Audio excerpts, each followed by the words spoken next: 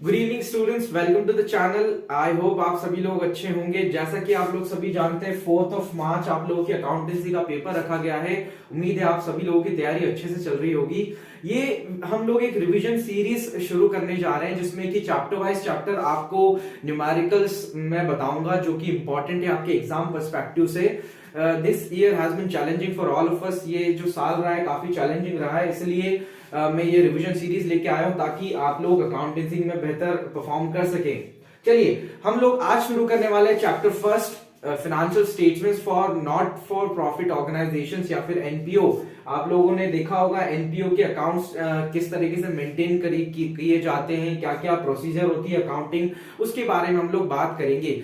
जो revision series है उसका मेन फोकस हमारा न्यूमेरिकल पोर्शन रहेगा, लेकिन फिर भी मैं थ्योरी आप लोगों को साथ ही साथ चलता बताता भी जाऊंगा, तो आप लोग अपनी तैयारी कंटिन्यू रखें। अगर आप लोगों ने चैनल सब्सक्राइब नहीं किया है तो बिल्कुल करें। रिवीजन सीरीज आप लोगों के बहुत काम आएगी for the last minute revision. चलिए without wasting any more time हम लोग शुरू करते हैं chapter first, financial statements for non trading not for profit organisation. चलिए नॉट फॉर प्रॉफिट ऑर्गेनाइजेशन होती क्या है उसके बारे में बात कर लेते हैं। ये वे ऑर्गेनाइजेशन है जिनका मोटिव होता है for rendering services to the society. Society को सर्विस रेंडर करना इनका प्राइम मोटिव है। और जैसा कि हम लोग जानते हैं कमर्शियल ऑर्गेनाइजेशन जो होती है जिन उनका मेन मोटिव होता है प्रॉफिट अर्निंग। यहाँ पे एनपीओ की मैं बात करूं तो उनका मेन मोटिव है rendering services to the society. अब अगर मैं एनपीओ की बात करूं तो उनके अकाउंट्स मेंटेन करने के लिए दो अकाउंट बनाए जाते हैं। पहला होता है रिसीट्स एंड पेमेंट अकाउंट, दूसरा होता है income and expenditure account. First part में हम लोग सीखेंगे रिसीट्स एंड पेमेंट अकाउंट किस तरीके से बनाए जाते हैं, क्या क्या रूल्स होते हैं, क्या क्या हम लोग को दिमाग में रखना है receipts and payment account prepare करते वक्त। चलिए शुरू करते हैं। रिसीट्स एंड पेमेंट अकाउंट का सबसे पहले फॉर्मेट देख लेते हैं हम। Receipts and payment account for dash limited. यहाँ पे आपकी एनपीओ फर्म का नेम आपको मेंशन करना है। अगर आप ऑर्फनेज चलाते हैं तो ऑर्फनेज का नाम, लाइब्रेरी है कोई तो लाइब्रेरी का नाम, स्पोर्ट्स ऑर्गेनाइजेशन है स्पोर्ट्स क्लब है तो स्पोर्ट्स क्लब का नाम यहाँ पे मेंशन होगा। नेक्स्ट लाइन में फॉर द ईयर एंडिंग 31 मार्च 2022-21 जो भी आपका डेट है जिसमें भी आप लोगों की एनपीओ का ईयर एंड हो रहा है यहाँ पे हम लोग को मेंशन करना होगा। On the left hand side हम लोग लिखते हैं रिसीट्स, यानी डेबिट साइड में हमेशा रिसीट आएगी। रिसीट में दो तरह की रिसीट्स आती है, रेवेन्यू रिसीट और capital receipt. On the right hand side यानी क्रेडिट साइड में हम लोग रेवेन्यू पेमेंट्स और कैपिटल पेमेंट्स लिखते हैं। अब चलिए फटाफट से जान लेते हैं रेवेन्यू रिसीट कैपिटल रिसीट क्या होती है। रेवेन्यू रिसीट वे रिसीट से they are of recurring nature, यानी बार बार रिपीटेशन इनमें देखने को मिलता है। यानी डोनेशन है तो बार बार आएगा, सब्सक्रिप्शन है तो बार बार आएगा। कैपिटल रिसीट वे रिसीट होती है जिनका की जनरली नेचर नॉन रिकरिंग होता है, बार बार रिपीट नहीं होती है। चलिए फटाफट से देख लेते हैं रेवेन्यू पेमेंट क्या है। रेवेन्यू पेमेंट वही होंगे जिनका की रिकरिंग नेचर होगा, बार बार खर्चे होना लाजमी है। अगर बिजनेस चला रहे हैं तो प्रिंटिंग स्टेशनरी का खर्चा बार बार होगा, रिपेयर्स का खर्चा बार बार होगा। कैपिटल पेमेंट वो है जिनका की रिपीटेटिव नेचर नहीं होता है, दे आर नॉन रिपीटेटिव, बार बार यही खर्चा हो ऐसा जरूरी नहीं है। चलिए फटाफट से रूल्स जान लेते हैं हम लोग। जैसा मैंने आपको बताया लेफ्ट हैंड साइड पे रिसीट्स लिखते हैं। यहाँ पे रिसीट चाहे करंट ईयर की हो, प्रीवियस ईयर की हो, नेक्स्ट ईयर की हो, सारी types all types of receipt हम लोग यहाँ पे मेंशन करेंगे। पेमेंट साइड में भी करंट ईयर का पेमेंट, लास्ट ईयर का पेमेंट, नेक्स्ट ईयर का payment, irrespective of the time period हमें यहाँ पर सारा पेमेंट मेंशन करना है। और भी रूल्स है इसके, फटाफट से जान लेते हैं, एक एक चीज समझते हैं हम। रिसीट साइड में सबसे पहले बैलेंस बीडी, यानी पिछले साल का अगर बैलेंस बचा है, ये जो हम लोग receipt and payment account prepare कर रहे हैं ये कैश बुक की समरी है, यानी बैलेंस यहाँ पे कैश बुक का आएगा। अगर कैश बुक में पॉजिटिव बैलेंस है तो हम लोग यहाँ पे लिखेंगे बैलेंस बीडी। अगर कैश बुक में यहाँ पे क्रेडिट बैलेंस आ रहा है तो हम लोग लिखेंगे बैंक ओवरड्राफ्ट। चलिए शुरू करते हैं। टू सब्सक्रिप्शन, सब्सक्रिप्शन का मतलब अगर आप किसी एनपीओ का हिस्सा बनते हैं, मेंबर बनते हैं, तो आपको फी प्रोवाइड करना, फी देना पड़ती है, फी पे करना होती है, जिसको बोलते हैं हम सब्सक्रिप्शन। यानी एनपीओ के लिए एक तरीके से क्या है, रिसीट है। अगली बात कर लेते हैं डोनेशन। एनपीओ को, नॉट फॉर प्रॉफिट ऑर्गेनाइजेशन को बार बार डोनेशंस भी मिलते हैं, बड़े बड़े बिजनेसमैन से या जो भी बड़ी बड़ी हस्तियां उनसे डोनेशन बार बार मिलता है, तो यहाँ पे डोनेशन भी क्या है, रेवेन्यू रिसीट है। इनकम फ्रॉम लेक्चर, अगर कोई एनपीओ है जिसमें की लेक्चर्स दिए जाते हैं तो उससे भी हमको इनकम होगी, तो ये भी इनकम हम लोग रेवेन्यू रिसीट में लिखते हैं। प्रोसीड्स फ्रॉम एंटरटेनमेंट, अगर मैं बात करूं मेरी कोई एनपीओ है, अगर मैंने उसको किसी को रेंट पे दे दिया फॉर एंटरटेनमेंट पर्पस, कोई प्रोग्राम वहां पे हुआ तो उससे जो पैसा मुझे मिला वो प्रोसीड्स फ्रॉम एंटरटेनमेंट हो जाएगा। अगर मैंने मेरी बिल्डिंग थोड़ी सी रेंट पे दे रखी है तो उससे भी मुझे अर्निंग होगी, जिसको कहेंगे rent received. Sale of newspaper, अगर मेरी एनपीओ का अगर मैं न्यूज़पेपर भी प्रिंट करता हूं उससे उसकी सेल से भी मुझे अर्निंग हो रही है, तो that is known as sale of newspaper. तो जनरल ग्रांट, ग्रांट यहाँ पे होती है कुछ ऐसे पैसे, डोनेशन से थोड़ा सा अलग होता है ग्रांट। ग्रांट यहाँ पे दो तरह की होती है। पहली ग्रांट जो कि गवर्नमेंट ग्रांट्स होती है, अगर गवर्नमेंट मेरे एनपीओ को या फिर किसी भी एनपीओ को कुछ पैसा देती है तो उसे ग्रांट कहा जाता है for its development. General grant. Miscellaneous receipts, अगर और भी किसी तरह की रिसीट्स यहाँ पे देखने को मिलती है तो वो हम लोग मिसलेनियस रिसीट्स हेडिंग में लिख देंगे। चलिए आगे बढ़ते हैं। Capital receipts, they are of non recurring nature. Capital receipt में पहला आता है एंट्रेंस फीस। मेंबर बनने के लिए अगर कोई व्यक्ति एंट्रेंस फीस पे कर रहा है, यहाँ पे लाइफ टाइम मेंबर बनना चाहता है, तो उसके लिए हम लोग जो रिसीट लिखते हैं वो कैपिटल रिसीट के अंदर आती है। एंडाउमेंट फंड रिसीट, अब बहुत अच्छे से समझना एंडाउमेंट फंड रिसीट क्या है। अगर कोई व्यक्ति एनपीओ को अपना एसेट डोनेट कर देता है और उस एसेट को इन्वेस्ट करके एनपीओ को इनकम होती है तो वे कहलाती है एंडाउमेंट फंड रिसीट। आगे बढ़ते हैं। Sale of fixed asset, NPO के अगर पास कोई फिक्स्ड एसेट है उसको बेचने से एनपीओ को कुछ इनकम हुई है तो वो लिखाएगी sale of fixed asset heading के अंदर। टू लेगेसीज, अगर कोई व्यक्ति है, सपोज मैंने अपनी पूरी लेगेसी एनपीओ को डोनेट कर दी। मैंने अपनी विल में लिखा कि मेरी डेथ के बाद मेरी जितनी भी प्रॉपर्टी है वो सब कहां चली जाए, एनपीओ पे चली जाए। तो उससे अगर कोई इनकम हो रही है, उस लेगेसी से अगर कुछ इनकम हो रही है तो वो यहाँ पे कैपिटल रिसीट्स में लिखाएगी।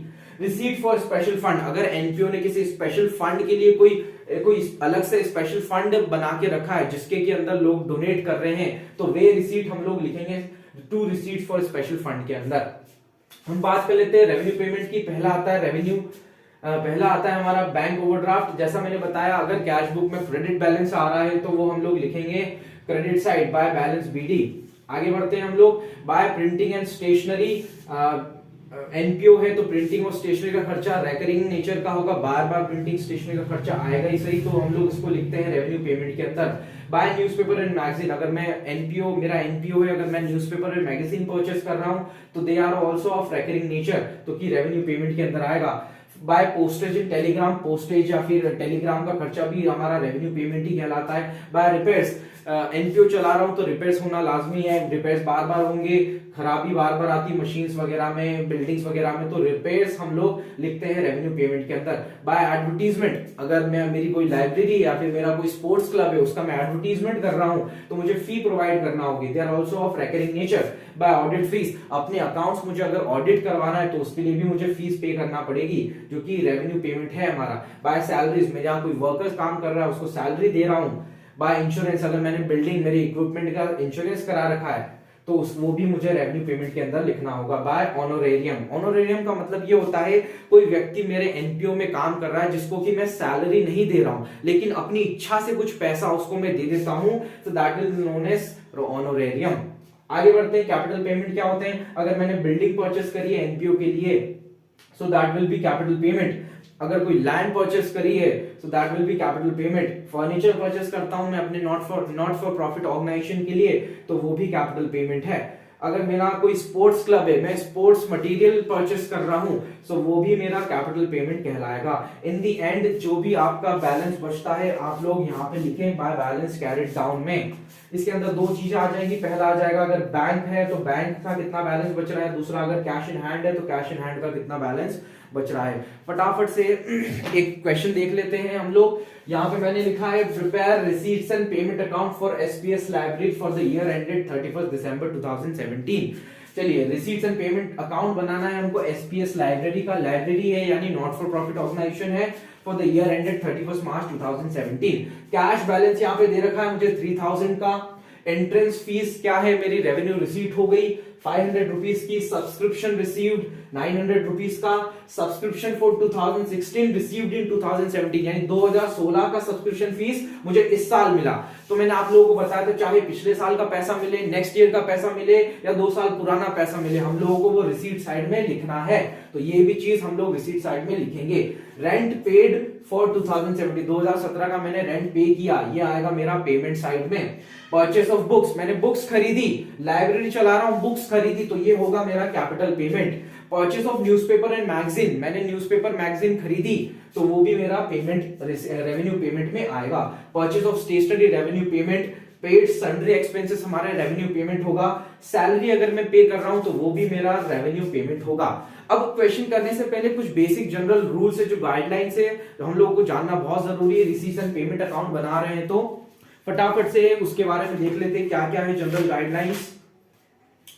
चलिए, हम लोग अगर रिसीट साइड की मैं अगर बात करूं तो करंट ईयर की रिसीट साइड, लास्ट ईयर की रिसीट साइड, नेक्स्ट ईयर की रिसीट साइड यानी सब्सिक्वेंट ईयर की रिसीट्स भी हम लोगों को इसमें मेंशन करना है। ये मैं आपको ऑलरेडी बता चुका हूं। पेमेंट साइड की अगर मैं बात करूं तो करंट ईयर के पेमेंट्स, लास्ट ईयर के पेमेंट्स और फिर या फिर नेक्स्ट ईयर के पेमेंट, तीनों ही चीज हम लोग मेंशन करेंगे पेमेंट साइड में।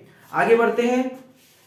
अगर किसी तरह का कोई एडजस्टमेंट दिया हुआ है, क्वेश्चन में एडजस्टमेंट दिया हुआ है, एडजस्टमेंट कैसे भी हो सकते हैं, आउटस्टैंडिंग एक्सपेंस हो सकते हैं, प्रीपेड इनकम हो सकती है, अक्रूड इनकम हो सकती है, ये सारे एडजस्टमेंट पे हमको बिल्कुल भी ध्यान नहीं देना है। आउटस्टैंडिंग एक्सपेंस हो गए, प्रीपेड इनकम हो गई, अक्रूड इनकम हो गई, इनका कोई लेना देना नहीं है while preparing receipts and payment account. आगे बढ़ते हैं। चलिए, रिसीट साइड की शुरू करने से पहले हम लोगों को ध्यान रखना जरूरी है, अगर बैलेंस दिया हुआ है कैशबुक का, कैशबुक के समरी में बैलेंस दिया हुआ है तो बैलेंस लिखना बहुत ज्यादा जरूरी है। ये चीज हम लोगों को ध्यान रखना है। ऐसे खर्चे, फॉर एग्जांपल डेप्रिसिएशन की अगर मैं बात करूं या फिर बैड डेट्स की अगर मैं बात करूं, ये है नॉन कैश नेचर, इनका कोई कैश नेचर नहीं है, ये कैश से रिलेट नहीं कर रहे हैं, इसलिए इन चीजों को हम लोग नहीं लिखते हैं while preparing receipts and payment account. चलिए, ये थे हमारे बेसिक जनरल रूल्स जो कि हमको ध्यान रखना जरूरी है जब हम रिसीट्स एंड पेमेंट अकाउंट बना रहे हैं। फटाफट से एक क्वेश्चन कर ले। चलिए शुरू करते हैं हम question. Prepare receipts and payment account for SPS library for the year ending 31 दिसंबर 2017। यानी हमको लाइब्रेरी के लिए रिसीट्स एंड पेमेंट अकाउंट बनाना है। हम लोग यहाँ पे नेम मेंशन करेंगे। दोस्तों, फॉर्मेट सही होना बहुत जरूरी है, हाफ मार्क कट जाता है अगर हम लोग फॉर्मेट सही नहीं लिखते हैं तो आप लोग मेक श्योर करें कि फॉर्मेट अच्छे से याद करें। हर चीज का फॉर्मेट होता है अकाउंटेंसी में। चलिए शुरू करते हैं। कैश बैलेंस एज ऑन 1 जनवरी 2017। यहाँ पे मुझे कैश बैलेंस गिवन है तो मैं यहाँ पे इसे डेबिट साइड में लिखूंगा, balance to balance brought down के नाम से। कितना मुझे बैलेंस गिवन है? 3000 का। चलिए आगे बढ़ते हैं। Entrance fees for 2017। मेरी लाइब्रेरी में किसी ने मेंबरशिप के लिए एंट्रेंस फी पे करी है मुझे 500 रुपीज 2017 की, तो वो भी मेरे लिए रेवेन्यू रिसीट है, तो मैं उसको यहाँ पे रिसीट साइड में लिखूंगा, entrance fee that is 500 rupees. आगे बढ़ते हैं। Subscription receipt for 2017। मेरे यहाँ पे मेंबरशिप के लिए किसी ने मुझे पेमेंट दिया है तो उसको कहते हैं सब्सक्रिप्शन, जो कि हम लोग रिसीट साइड में लिखेंगे, that is also a revenue receipt to subscription fees. Subscription fees हो गई हमारी 900 की। आगे बढ़ते हैं हम। Subscription for 2016 received in 2017। बहुत ध्यान से समझिएगा, 2016 का सब्सक्रिप्शन मुझे मिला 2017 में। मैंने रिसीट एंड पेमेंट अकाउंट की शुरुआत में आपको बताया था, चाहे रिसीट इस साल की हो, लास्ट ईयर की हो या फिर अगले साल की हो, हमें वो बिल्कुल लिखना है रिसीट एंड पेमेंट अकाउंट में। सिमिलरली पेमेंट अगर इस साल का हो, अगले साल का हो या पिछले साल का हो, हमें वो मेंशन करना है। तो यहाँ पे मुझे फीस 2016 की थी लेकिन मिली 2017 में, लेकिन रिसीट एंड पेमेंट अकाउंट बनाते हुए मैं बिल्कुल लिखूंगा उसको टू सब्सक्रिप्शन। 2016 का सब्सक्रिप्शन था, मुझे 17 में मिला, मुझे तो कैश से मतलब है। आगे बढ़ते हैं। Paid rent for 2017। 2017 में मेरा जो लाइब्रेरी है उसका मैंने रेंट पे किया है, दैट इज 50। अब ये रेवेन्यू पेमेंट है, इसलिए हम इसको रेवेन्यू पेमेंट साइड लिखेंगे बाय रेंट। कितने का रेंट पे किया मैंने? 50 रुपी का। आगे बढ़ते हैं। Purchase of books. मेरी लाइब्रेरी है, मैं बुक्स खरीदूंगा तो that is my capital payment, मेरा कैपिटल पेमेंट है वो, तो मैं उसको भी पेमेंट साइड लिखूंगा बाय बुक्स। कितने की बुक्स खरीदी मैंने? 1000 रुपीज की। आगे बढ़ते हैं। Purchase of newspaper and magazine. मेरा लाइब्रेरी है, मैंने न्यूज़पेपर खरीदा है, मैगजीन खरीदा है, तो that is also my payment, इसलिए मैं न्यूज़पेपर और मैगजीन को हमारे पेमेंट साइड लिखूंगा। How much? 50 rupees. Okay. Purchase of stationery. मेरी लाइब्रेरी है, मैं स्टेशनरी परचेस कर रहा हूं, मेरा पेमेंट लग रहा है उसमें, इसलिए इसको भी पेमेंट साइड लिखूंगा बाय स्टेशनरी। स्टेशनरी परचेस की मैंने 10 रुपीज की। Bye sundry expenses. और कोई भी एक्सपेंस हो जाते हैं जो कि हम लोग, बहुत छोटे छोटे एक्सपेंस रहते हैं, बहुत सारे रहते हैं, इसलिए उसको एक ही हेडिंग के अंदर डाल देते हैं हम लोग, सन्ड्री एक्सपेंस। ये भी मेरा पेमेंट है, इसलिए मैं इसको पेमेंट साइड लिखूंगा। Sundry expense was 10 rupees. Paid salary, मेरी लाइब्रेरी में कुछ वर्कर्स काम करते हैं, कुछ एम्प्लॉयज रख रखे हैं मैंने, तो उनको मैं सैलरी देता हूं, so that is my revenue payment by salaries, इसलिए इसको भी मैं पेमेंट साइड लिखता हूं। चलिए फटाफट से टोटल लगाएं दोनों साइड की। डेबिट साइड की टोटल हो रही है हमारी 3000, 3900, 4000, 4500, 4500 टोटल हो रही है हमारी रिसीट साइड की। पेमेंट साइड की टोटल लगाएं 1000, 1100, 1200, 1220, यानी 4500 में से 1220 गया तो मेरा बैलेंस बच गया 3280 रुपीस का, जिसको कि मैं बाय बैलेंस कैरेट डाउन के नाम से यहाँ पे लिखूंगा। बाय बैलेंस कैरेट डाउन मैंने लिखा यहाँ पे, मेरा बैलेंस बच चुका है 3280 रुपीस का। इसी तरीके से हम लोग रिसीट्स एंड पेमेंट अकाउंट की प्रैक्टिस करें, और भी क्वेश्चंस हम लोग करेंगे रिसीट्स एंड पेमेंट अकाउंट के आगे आने वाली वीडियोस में।